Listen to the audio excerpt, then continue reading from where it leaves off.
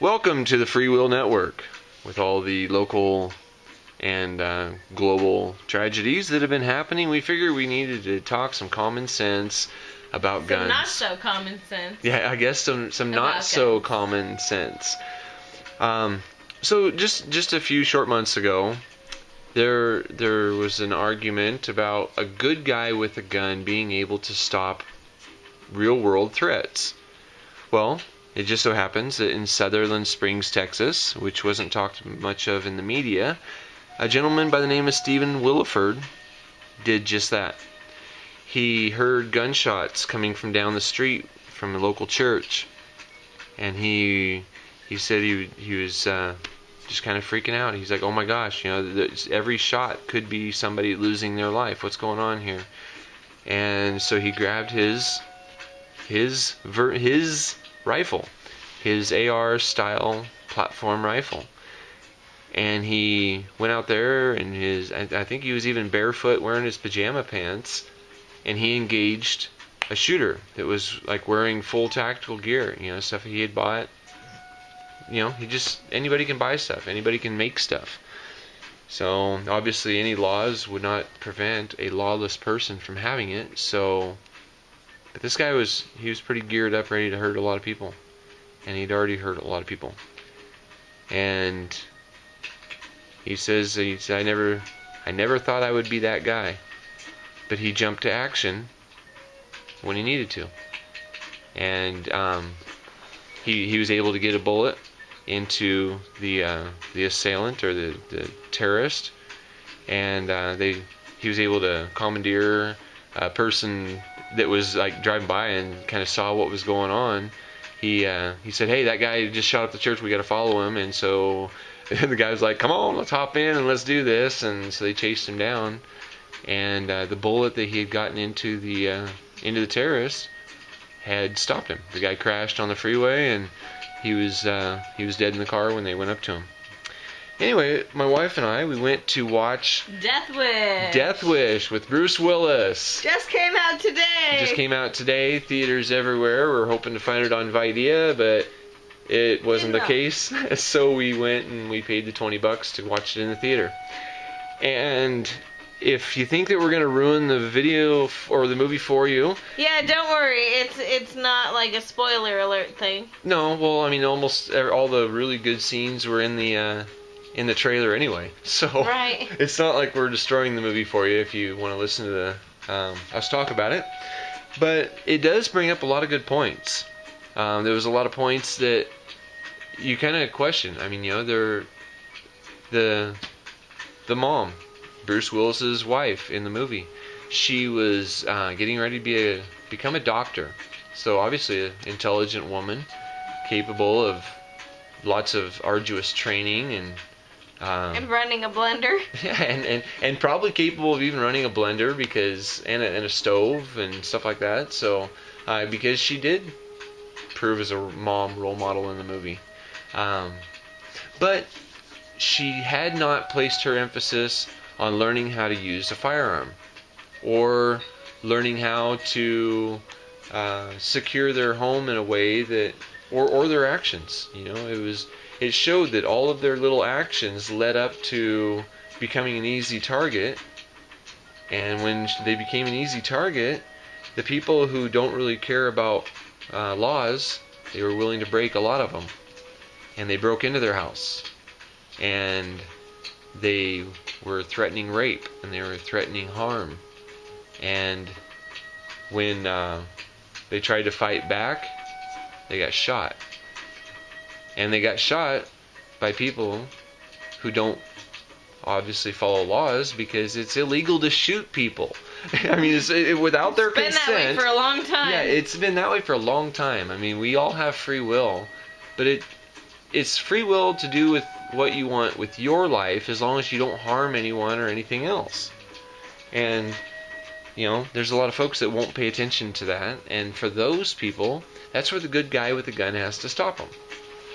And I don't know, there was a lot of aspects in the movie where there were some really good points being made. You know, the police, they were talking about how their board full of burglaries are not solved because nobody wants to talk. Well, because the police aren't protecting anybody. You know, they're minutes away when seconds count. And it makes that point several times. Right. The movie makes that point several times. They can't be everywhere at once. But what can be everywhere at once are the people that are involved in the incident. And if more people involved in incidents are armed, they would have the ability of defending themselves to a further degree than grasping for that cell phone, hoping to get 911 called to have a chance of getting police sent on the way. And they show beautiful execution of home defense with a firearm. Yeah, it showed many different applications in which a responsible homeowner could be armed. You know, there are safes that are almost kind of hidden. They're hidden in plain view. You know, the different furnitures that can be converted into lockable storage places. So, anyway, we just want to talk about that Bruce Willis movie a little bit. I mean, it was a pretty good movie. It showed him losing his wife, and the police not doing anything about it. His daughter. And almost losing his daughter. She went into a coma. What did she get? Shot in the... I can't remember. I don't know. She got beat up pretty bad. I think she got shot in the neck. But, you know, pretty serious stuff. She was in a coma for a little while. He was visiting her, you know. It's a heartfelt movie. Like, you see why he went into the vigilante work that he went into. Right. You know, the police were more afraid of the copycat vigilantes, what would they call him? The Grim Reaper. Yeah. Yeah, they nicknamed him. He was on the media, and, you know, then there was some copycat shooters that, I mean, they at least they died doing what they felt they needed to be doing. I mean, you know, they saw somebody getting raped or molested or murdered in a back alley, and they confronted them. And, well, at least they confronted them. At least they tried. I mean, better to... And, I mean, you should have proper training with the firearm before you just try to go out and be all crazy. But, I mean... Well, you should only be defending yourself. I mean, if you happen to be in a situation where somebody else needs your defense or needs your help, you should help them. Right. We should never be looking for... And that's what I'm saying. Like, you can't look for trouble, but if you happen to be in a place where you see something, then you should at least have the training to where if you do confront that situation, that you're going to do so and be safe. Well, and the training's available for free. I mean, you know, monkey see, monkey do. You can go on YouTube. And that's what it shows. Yeah, go on YouTube. That's actually what Bruce Willis did. Is he went on YouTube and he was learning tactics and learning how to disassemble a firearm to clean it to make sure the tool is going to function, and learning how to accurately shoot and learning. I mean, everything is available for us to be able to learn to protect ourselves right on YouTube. Mm-hmm. I teach firearm training for free. I mean, if anybody wants to learn how to safely use a tool that they're likely to come across at some point in time in their life, I give that training for free.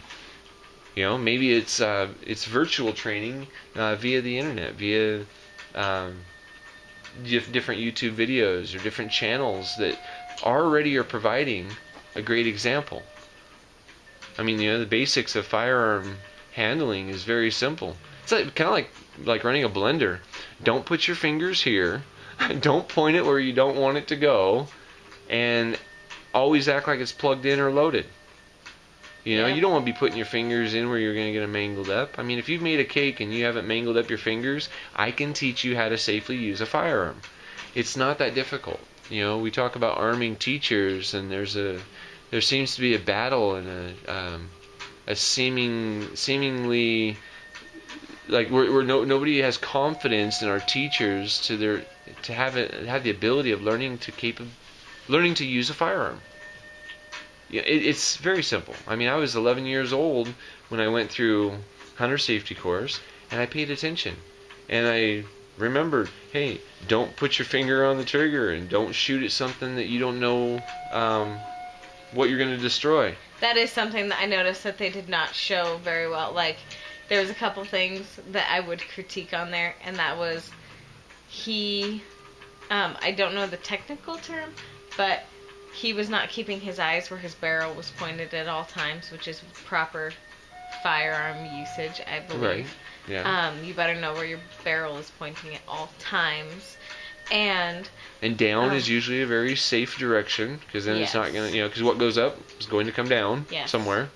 And he didn't, like when he would go into some of the rooms, he didn't have it, like ready to use in the best way that he could have. He just kind of had it out in front. Yeah, I'm just saying, like, but if people are looking at it that are not familiar, hopefully they're not looking like to the that, movie as a training platform.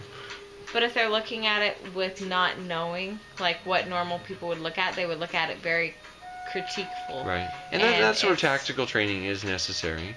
I mean, that's all I'm saying. It's not just going to the gun store, filling out your paperwork, buying your gun, some people and then think never shooting it. Movies are real life, and so that's why I'm making that point that no, normally if you have the right training, you'll be a lot safer than what they showed in the movie. Absolutely, yeah. The right training is crucial, and nobody should really consider handling a gun. No, that's like giving somebody a race car, and that's never driven a car. And you just expect them to start pushing buttons and hitting levers and stuff and make it go. There might be some problems. I mean, but the firearm training is easy. I mean, people don't fail because it's basic principles. I mean, it's you learn just these basic ideas. Don't point it at anything you don't wish to destroy. Act like it's always loaded, and don't put your finger on the trigger until you're ready. You're on target and you're ready to shoot. It's so simple. I've never shot anybody that I didn't mean to shoot, and I never had to shoot anybody. So my guns have never killed anyone, but they have kept me safe. A couple guys trying to get me to get out of my truck, in kind of a back alley, and I was like, I'm not getting out of my truck, and you're gonna have a problem if I had to. And they went back to their truck. It was just confidence I had because I was holding my gun. I didn't even show it to them. But the FBI statistics suggest that, I've heard numbers between 80,000 and almost 2 million times per year violent crime is stopped merely by the presentation of a firearm. We've had several instances of that. We've had several instances. We live near a very tough town. Yeah, we don't go into town unless we're strapped. Right. Yeah. It's. Oh, did you get the? Do you remember the keys? Yes. Check. Did you remember the shopping list? Check. Oh, did you get your 45? Yep, got it. Okay. Extra ammo? Check. All right, there we go.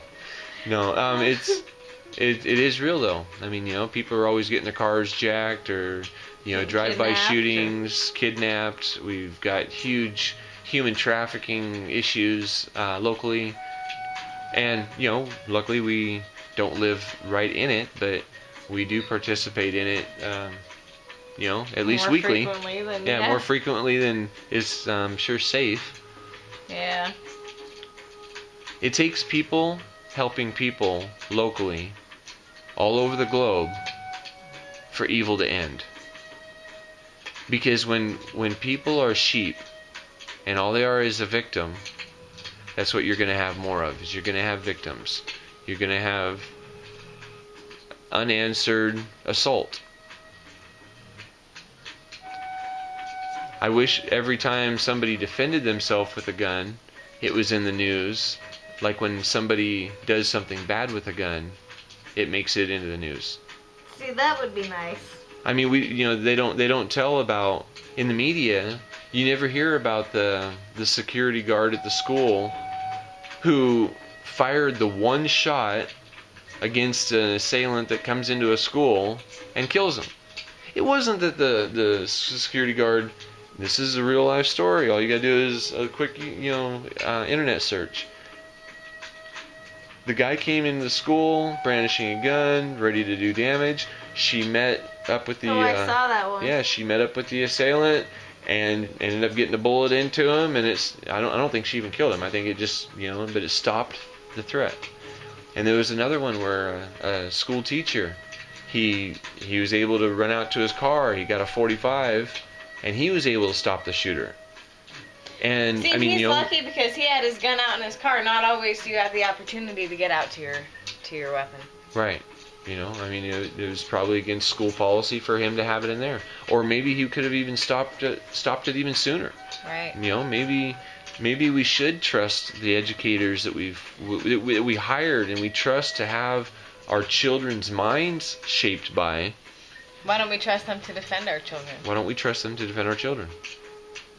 You know, I mean, and not every one of them is going to be comfortable, maybe because of past trauma, or maybe just a physical or mental incapacity that they don't feel comfortable using a gun. Well, then they don't have to.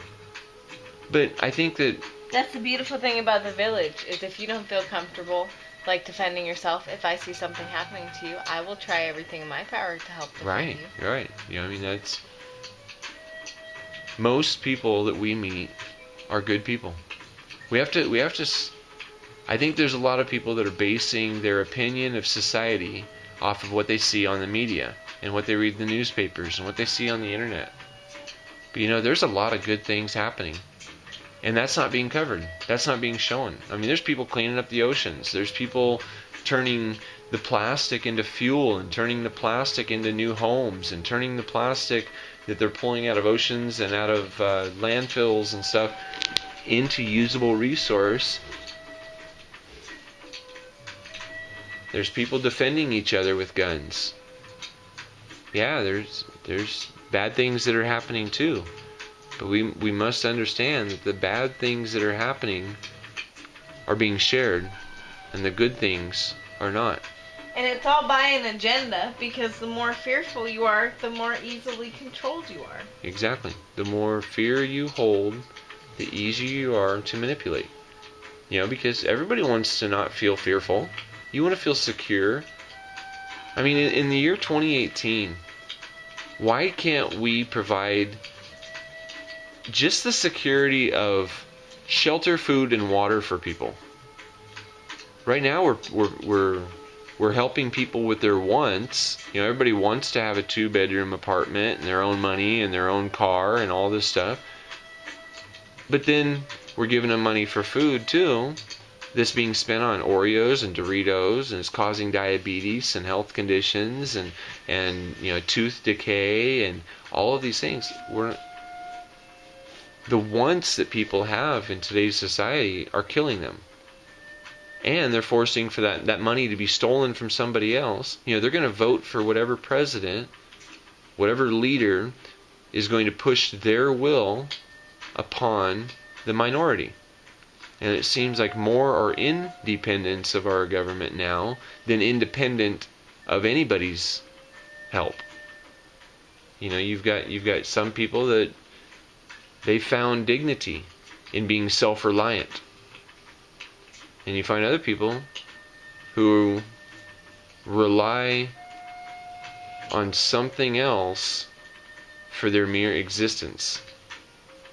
There's no dignity in that. How can there be?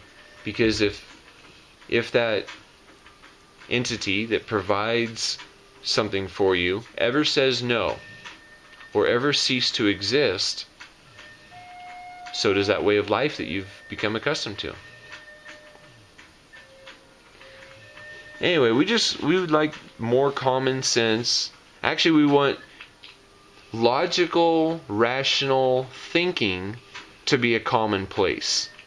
Because we can't even really assimilate to common sense and logic anymore, because it seems like so many people, if you pay attention to what's being shared on the internet and shared on the TV, you would think that there is no common sense anymore. I mean, how can you try to outlaw? How can you write it down on a piece of paper and a few people say I? It's almost like a ritual. But if somebody doesn't believe in it, if somebody doesn't follow that law, it doesn't mean anything to them. It's not actually going to stop them. And I mean, you know, there's blueprints online that you can pull off, and you can build an AR rifle without having even a milling machine. You know, you can do it with a drill and a jigsaw. It's all bolt together. Or you can't uninvent the weapon. I mean, you can't uninvent the weapon. Only the criminals will have guns, and the kind of guns that you're afraid of, or that some people are afraid of, if there's laws against them. Laws only stop law-abiding citizens from doing things. And AR-15s always get picked on during this argument, but they are no more deadly than a regular rifle or anything like that, because you can only fire one bullet at a time. Sure, you can fire 29 more right after it, or 50 right after it. But it's still one at a time. It's still one at a time. It's semi-automatic fire, and it doesn't have the capacity of doing the damage of like a hunting round. I mean, hunting round is actually intended to do more damage than a .223 or the .556 round that an AR-style platform, rifle uses.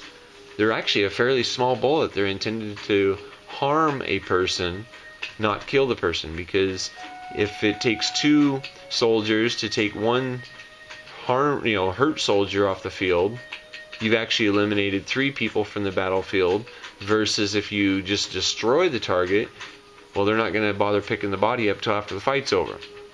So there's so much miscommunication, misinformation going around that common sense needs to be more common.